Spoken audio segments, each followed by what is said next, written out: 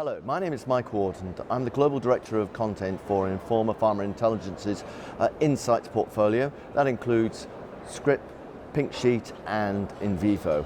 We're here at BioEurope, BioSpring in Stockholm, and there are a lot of the pharmaceutical companies, biotech companies, investors and some of the sort of service providers are all here sort of, having conversations, looking at deal making, trying to understand what the trends are. One of the big topics that has grabbed this community in recent years is the influence of immuno-oncology.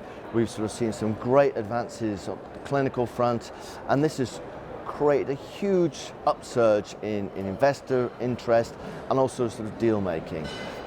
I'm joined today by Damian Marron, who is the CEO of a 3-year-old UK startup that's actually focused in the immuno-oncology area called Agalimmune. So Damian, thanks very much for joining us. Thanks, Mike. So it's a really potentially crowded space. What's the scientific challenge that you guys think you have a solution for? Yeah, absolutely. You're absolutely right, Mike. It is a really crowded and active space. The challenge that we really are addressing is the challenge of tumor heterogeneity. That is the fact that each patient, and even within that patient, you will find different antigens within the tumor of the patient that you need to get exposed to the immune system if you want the immune system then to be able to attack the tumor. So that challenge that we're addressing is how do we get those antigens out of the tumor cells, actively presented to the immune system, so that the immune system can then do its work of killing the tumor. Okay, so how are you doing it? Well, we have a really novel technology actually. Basically what we're doing is we're redirecting an existing pathway that we have, which is the pathway that we use to reject foreign tissue. So if you imagine, or don't have to imagine, it actually happens, when they started to do xenotransplantation back in late 80s, early 90s, you put a foreign tissue into the human, a porcine heart valve, a porcine tendon, and it was found that it was being destroyed rapidly. And the reason for this, excuse me, the reason for this is that foreign tissues are coated with a antigen called alpha-gal, a carbohydrate antigen called alpha-gal that we don't possess because we lost the enzyme to produce it during evolution. But we do have antibodies to that antigen. So if you put a foreign tissue in, the antibody is attracted and destroys the foreign tissue. So our idea is, if we can make a tumor look like a foreign tissue by coating it with this alpha-gal antigen, then we can get the antibody to bind to the tumor and start a process of immune-mediated destruction and presentation of the antigens to the immune system. Right. So this idea, which university labs did this come out of? It actually came out of the labs of Professor Uri Galili at the University of Massachusetts. Uri was actually the person who discovered the alpha-gal antigen in the first place, and he was the guy who really had the leap of imagination to see that what happens in xenotransplantation could be used on tumors, but not just for immediate destruction, but the fact that it would lead to an active presentation of the antigens immune complexed to the immune system.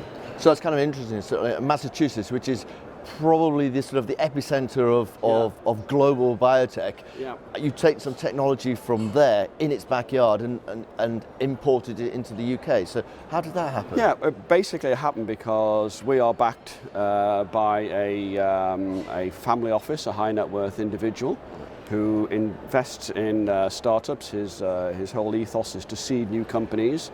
So his people found this technology.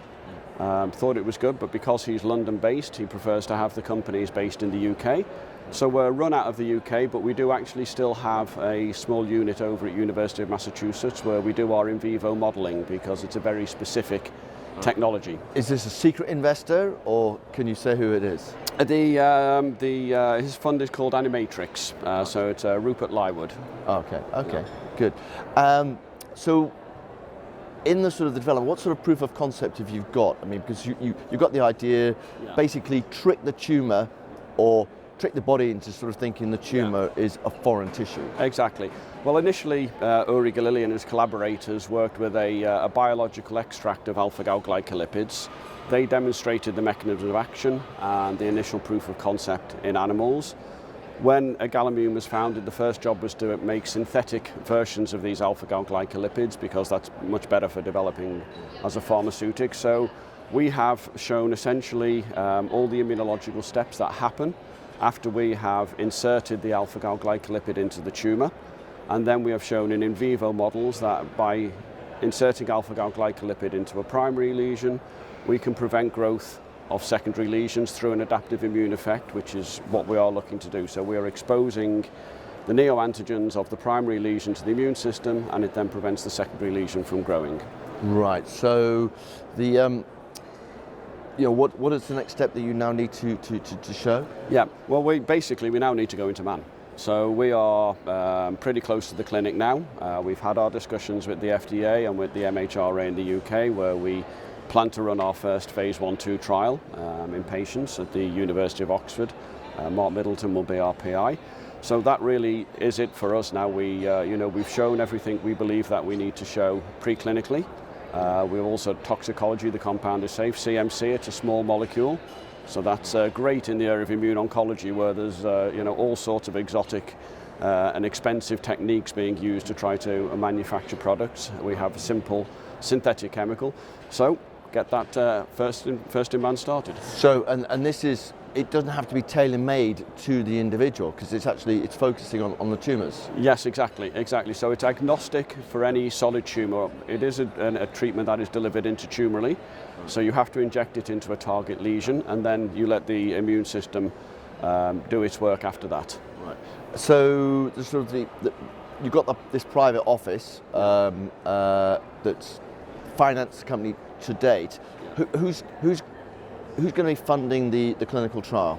Well, this is one of the beauties of the company having been backed by an investor like Rupert and Animatrix, because Rupert is very flexible about how the company is taken forward. His big desire is, I want to see this technology in the clinic and see if it can actually change the treatment for patients with solid tumours. So we're looking actually at VC investment to take us forward, or a collaboration with a pharma or a biotech.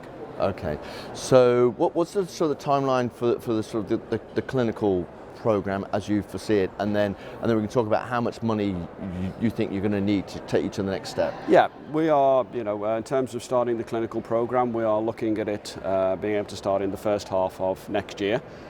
We are just finishing GMP manufacture of the product for the clinical trial. We then need to do a GLP tox study with that product, classic pharmaceutical development, and then we can start the trial. So that's 9, 10, 11 months of work to get into man. To do that work and to run the clinical trial, we're in the order of, I would say, around £8 million of investment to do that. Right. And then, so once you've secured that and you've got proof of concept, or at least the initial proof of concept, you mentioned that you'd look to see for a partner. So is the idea to sort of take this technology and then license it to a pharmaceutical partner? Yeah, I mean, I think what we can safely say is, as we stand today, we're not looking to take Agalimmune and make the next Gilead or Amgen out of Agalimmune. It will depend very much on how we take it forward in the next step. If it's a syndicate of VCs, then obviously when we've got to the end of that phase 1/2 trial and we have first efficacy data, there'll be a discussion. Do we look to do a deal with a pharma company at that point, or do we invest again and do further trials and build the value of the company even higher? If it's a pharmaceutical collaboration, then clearly one would expect after that the pharma or biotech would take up their option, to take the product forward themselves after that. Okay. Well, Damian, thanks very much for sort of popping by and telling us what Agalimmune's up to. Thanks, Mike. I really appreciate the opportunity. Yeah, cheers. Great. Thanks. Bye-bye.